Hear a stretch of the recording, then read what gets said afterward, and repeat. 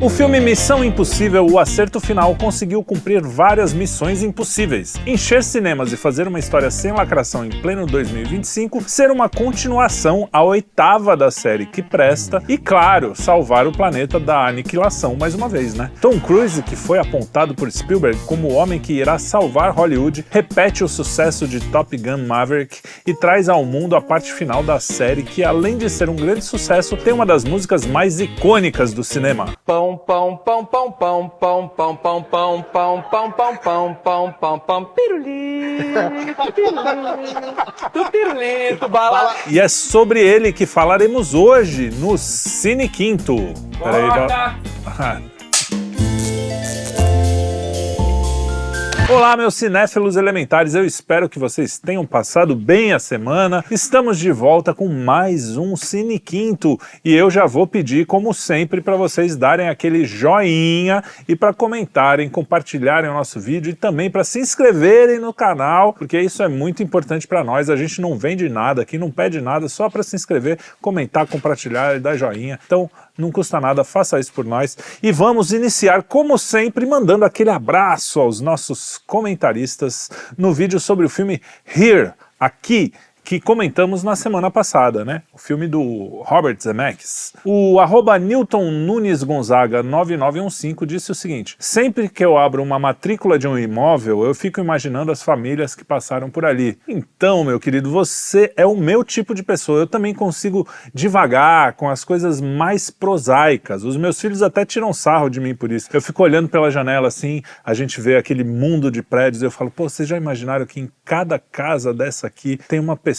morando com uma televisão, com um celular, com pessoas que têm vidas e que têm... Eu começo a viajar nas histórias, né, e falo assim, ó, cada tijolo dessa cidade inteira aqui, imensa, foi colocado por alguém ali. Eu fico nessas viagens, então eu tenho muito essa coisa, né, provavelmente é algo que também me chamaria a atenção se eu lidasse sempre com esse tipo de coisa, né. E para quem não sabe, o filme Here, Aqui, se passa no mesmo lugar durante anos e a história, na verdade, é mais sobre o lugar, né, aquele lugar e as pessoas que passaram por lá, desde os índios até, né, até os dias de hoje. É um filme interessante, apesar de, contando assim, é mais interessante do que ele é realmente, mas enfim, o nosso amigo Newton aí que comentou. E agora também o Álvaro Luiz Nogueira 681 também disse: Felipe, ouvindo você e suas divagações muito boas e sensíveis, até poderia ver esse filme, mas o Tom Hanks não rola, com aquela expressão única, trágica em todos os filmes,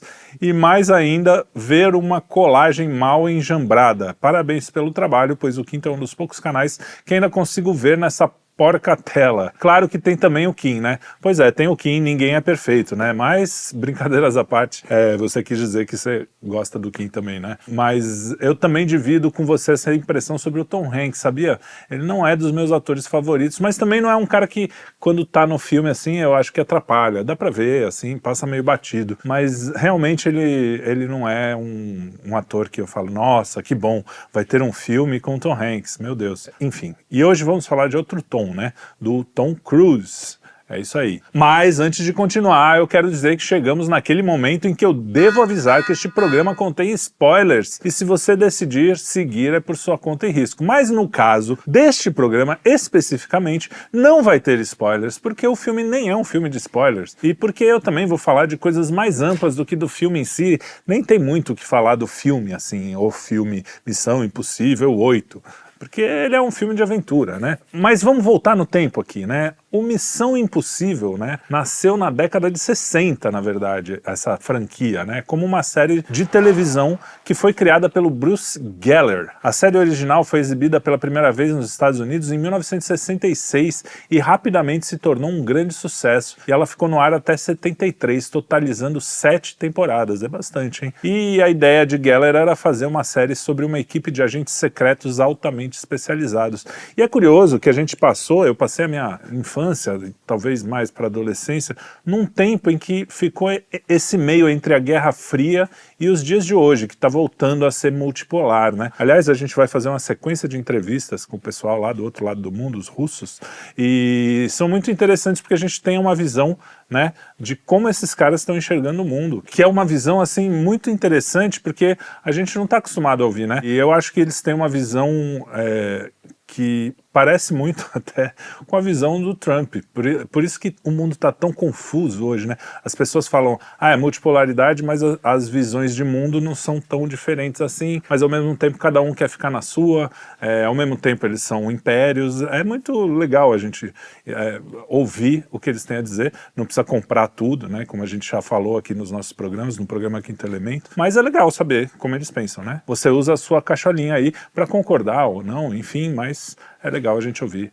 as pessoas. E cada episódio, né, do Missão Impossível, voltando aqui para o nosso assunto, ele começava com a famosa sequência da fita gravada com a missão, seguida da emblemática frase: se você ou qualquer um dos membros da sua equipe forem capturados ou mortos, o secretário negará qualquer conhecimento de suas ações. E eu acho que provavelmente já nesse tempo falava, esta mensagem se autodestruirá em 5 segundos, né, que é um clichê do Missão Impossível. O conceito, né, focava mais no trabalho em equipe, na astúcia, nos disfarces e truques elaborados, mais do que na ação física, né? E a gente tem sempre essa coisa, né, com detetives, espiões. Aliás, a gente tem um programa que se chama Chá com a Gente, eu não sei se ainda está no YouTube, procura aí, Chá com a Gente, Panela Produtora, Espiões Detetives, eu acho que é esse o nome. Se der eu vou colocar o link aqui embaixo. E é muito legal que era um programa antigo aqui da Panela, que a gente fazia, eu, o Carlão, tinha o Luciano, pessoas que talvez vocês nem conheçam, mas que a gente falava de vários assuntos, entre eles a gente fez essa diferenciação entre os espiões, os detetives e os agentes secretos, né, que a gente é acusado de ser, inclusive. Muito bom. Nos anos 90, a franquia da Missão Impossível ganhou uma nova fase, né, quando o diretor Brian De Palma fez a adaptação cinematográfica. O Brian De Palma já era um diretor muito bem estabelecido e o seu primeiro sucesso foi Carrie, a Estranha, de 1976. Em 83, ele dirigiu Scarface, filmes bem diferentes, né? Um é mais de terror, sei lá, e Scarface é um poderoso chefão do tráfico de drogas, assim, eu acho. Que é um filme que na época que eu assisti, nos anos 90, assim, eu achei muito bom, né? Filmaço com Al Pacino, né? E é um dos grandes clássicos, filmes sobre grandes criminosos. E, curiosamente, a primeira versão do Scarface, de 1932, foi inspirada no Al Capone, que ele tinha realmente uma cicatriz. E esse nome Scarface foi inspirado no Al Capone. E o Brian De Palma, olha só como são as ligações, né? Também dirigiu Os Intocáveis, que na época que eu assisti também achei muito bom. Aliás, eu quero reassistir para falar aqui no Cine Quinto, porque eu acho que esse filme deve ser muito legal. E Os Intocáveis conta a história da máfia de Chicago, né?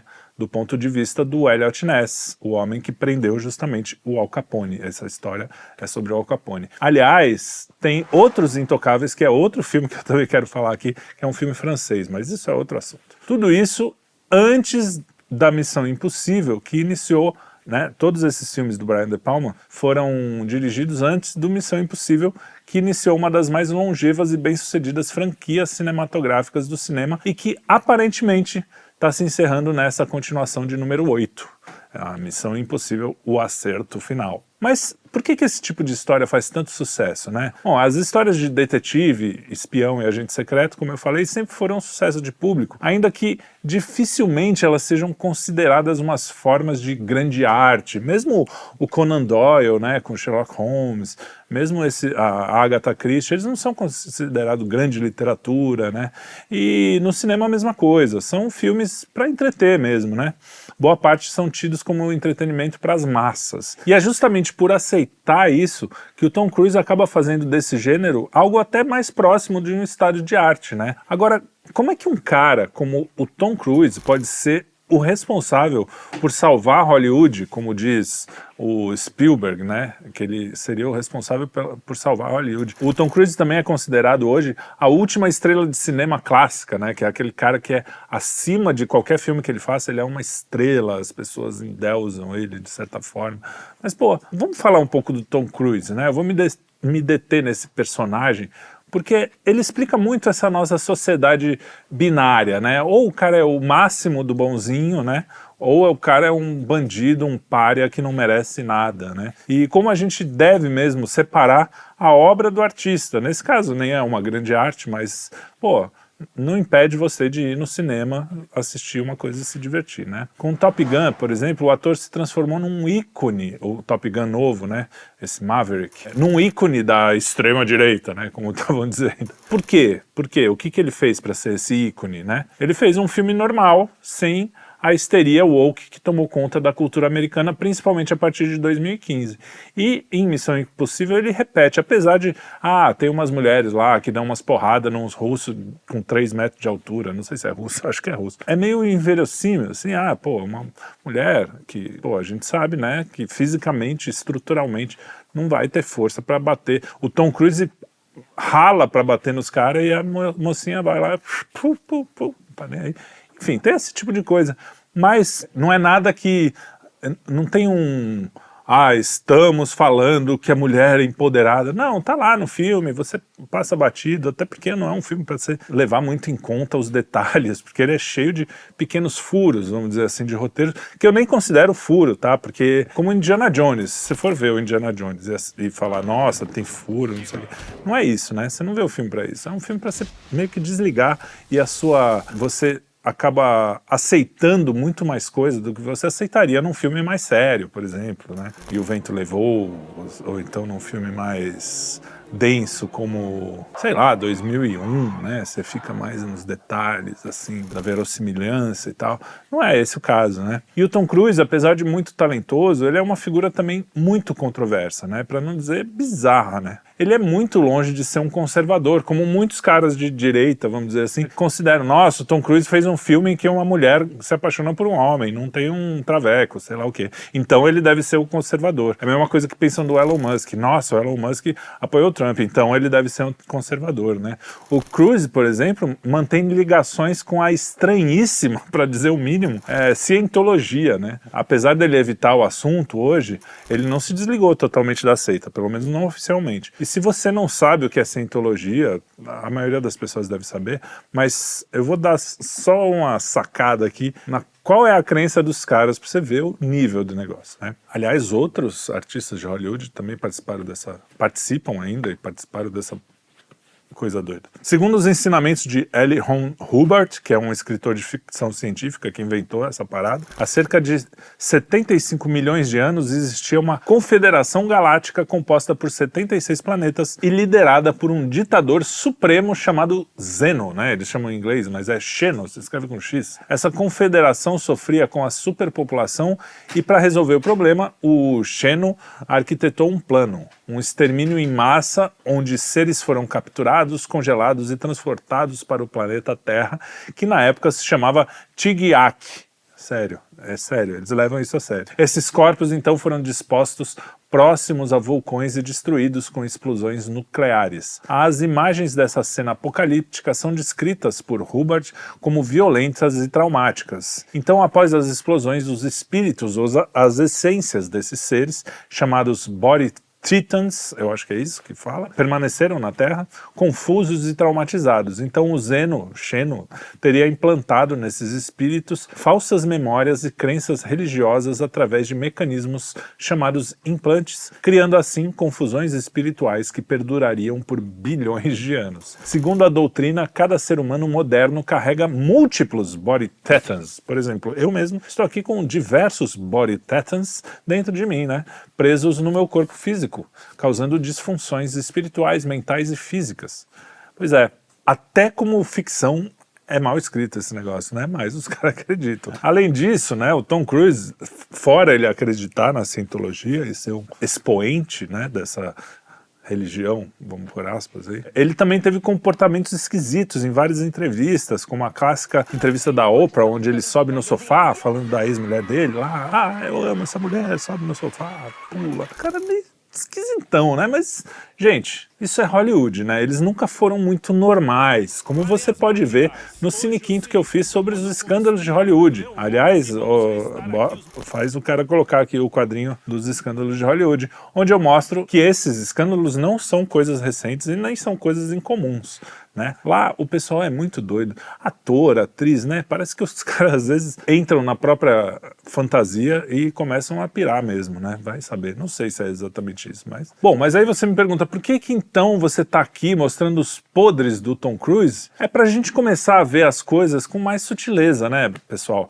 Mais nuance. O Tom Cruise pode ser um doido, mas ele pode ser também, sei lá, um cara incompreendido, ele tá tentando fazer o melhor dele, sei lá. O que ninguém pode negar é que o cara é um apaixonado pelo cinema. O que ele faz, os filmes dele, por exemplo, não saem no streaming logo depois, eles demoram um tempo, porque ele quer que a pessoa vá pro cinema, ele quer que a pessoa aproveite aquele momento, né, que é diferente de você ver. Aliás, os filmes dele, tanto Top Gun quanto esse último Missão Impossível, são diferentes mesmo de assistir no cinema e assistir em casa, porque tem algo ali de grandioso que você assiste no telão que faz parte da experiência você tá no cinema, né? Então é um cara apaixonado pelo que ele faz, muito bom no que ele faz também. E os seus filmes não são tratados filosóficos, isso é uma coisa legal também. Ele não quer ser o grande filósofo da humanidade, ele só quer fazer o melhor do entretenimento que o dinheiro da entrada de cinema pode comprar, entendeu? Aliás, o espírito do Missão Impossível me lembrou muito o Indiana Jones, que nem eu falei. E comparando até o legado da Missão Impossível com o do velho arqueólogo lá, apesar de ser muito mais fã da saga do Indiana Jones e Spielberg, o Tom Cruise conseguiu envelhecer muito melhor. Ele não estragou a franquia com o tempo, que nem foi esse último Indiana Jones, que é de doer, é muito ruim. Realmente o wokeísmo entrou assim, por todos os poros, né? A Disney comprou a franquia e estragou, como sempre ela faz, né? Como fez com Star Wars. Se bem que Star Wars já era estragado desde sempre, eu não sei o que vocês veem nessa porcaria, mas tudo bem, quem gosta, gosta. Mas piorou, realmente o Star Wars inicial era mais legal que os últimos. E esse último filme, apesar de não ser uma coisa de outro mundo, né, esse Missão Impossível outro, ele tem um começo meio confuso, apesar de ser o 8º filme de uma série, né, dificilmente o 2º filme é bom, tirando, sei lá, Poderoso Chefão, De Volta para o Futuro, em que a série inteira é acima da média, normalmente as continuações elas perdem, né? Porque você já contou a história lá, né? Apesar disso tudo, ele cumpre muito bem o seu papel, que é entreter o público. Eu mesmo me peguei várias vezes segurando na cadeira assim, pô, eu já sou um adulto, 46 anos na cara, aliás, hoje é meu aniversário, hoje que eu tô gravando aqui, podem me dar os parabéns que eu agradeço, mas eu já sou um senhor, eu sei que aquilo lá é só um filme, eu sei que tem pessoas na câmera ali atrás, eu sei que aquilo tudo é armado, mas mesmo assim eu tava ali, cara, assistindo o negócio e falando, caraca, e eu me pegava assim, até dava risada, sabe quando você sai um pouco de si mesmo e olha assim de fora e fala, puta merda, você foi pego pelo... Isso é muito legal, é para isso que serve o cinema, né? No fundo, é mais do que dar lição de moral. Se eu quiser aprender alguma coisa realmente, eu vou ler um livro, um tratado, vou buscar coisas mais profundas, né? Mas o cinema mesmo, ali, a pipoca, você vai comer, vai levar seus filhos, é para você sentir isso, para você sentir essa emoção de, cara, o cara tá me contando uma história absurda, mas eu tô comprando tudo. Para mim, eu tô ali, junto com o cara, dentro daquele submarino, tentando sair, é muito louco, a cena do submarino é primorosa, uma baita cena sensacional, a mesma coisa a cena do avião, enfim, são momentos assim que é pra isso que eu vou pro cinema, é que nem eu falo, por exemplo, do Cantando na Chuva, é um filme que você vai lá, senta, o cinema é pra isso, é pra eu me desligar um pouco da realidade, ainda que às vezes você fale de coisas que estão acontecendo, né, mas, pô,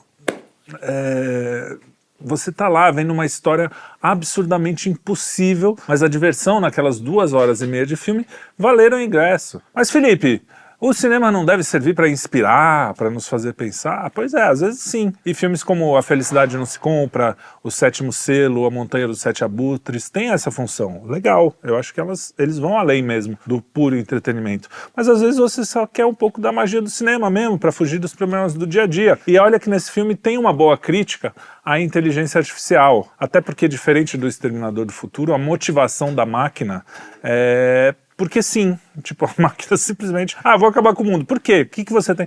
Porque sim. porque sim. A grande questão é justamente que essa motivação seria perfeitamente viável para uma máquina, uma vez que ela não tem alma, e consequentemente ela não precisa ter necessariamente uma motivação, ela simplesmente, vou acabar com essa merda, acabou. Por quê? Porque sim, porque eu sou uma máquina, eu não tô nem aí. Ainda que tenha um monte de forçada de barra no filme, você sai do cinema contente com aquele tempo que você perdeu vendo um filme que nada mais é do que entretenimento de alta qualidade. E não são assim também os filmes preferidos que a gente tem, eu pelo menos, De Volta para o Futuro, o próprio Indiana Jones, O Feitiço do Tempo, né, Em Busca do Cálice Sagrado.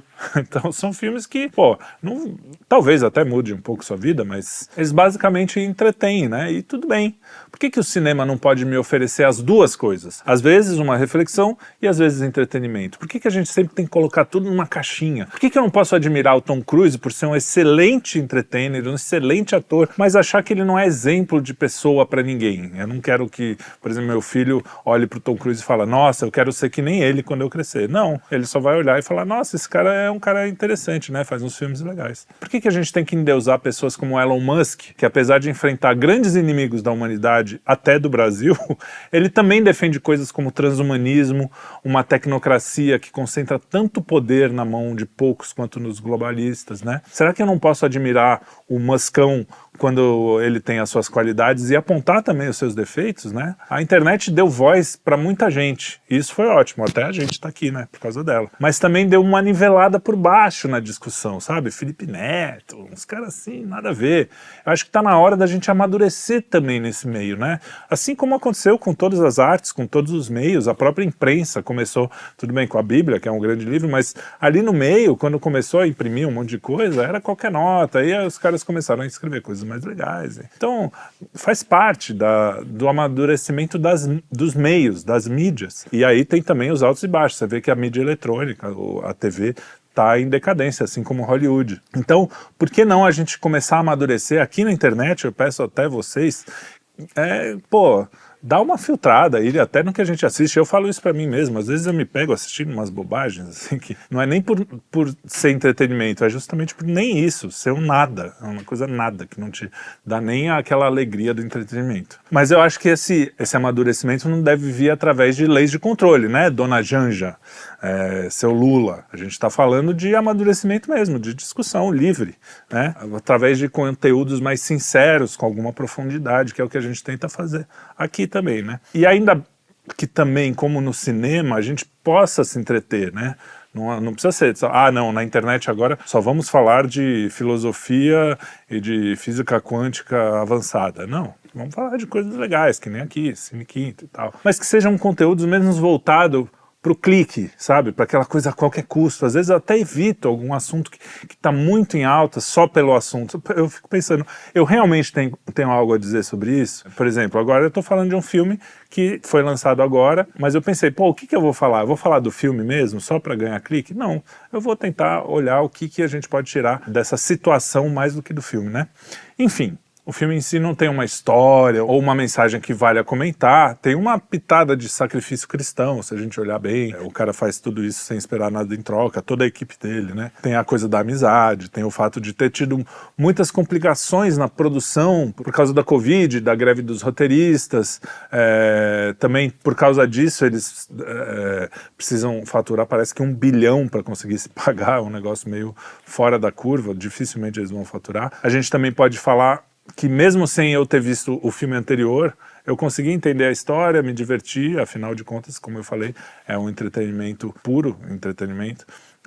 As cenas de aventura, especialmente a do submarino e do avião, são primorosas, esse tipo de coisa. Mas o ponto mais importante de tudo que eu achei desse filme é notar que Hollywood ainda tem dificuldade de se renovar, né? Ou ela repete velhas e divertidas formas de entretenimento, como o Top Gun e o Maverick, Missão Impossível, cujas histórias existem há décadas, né?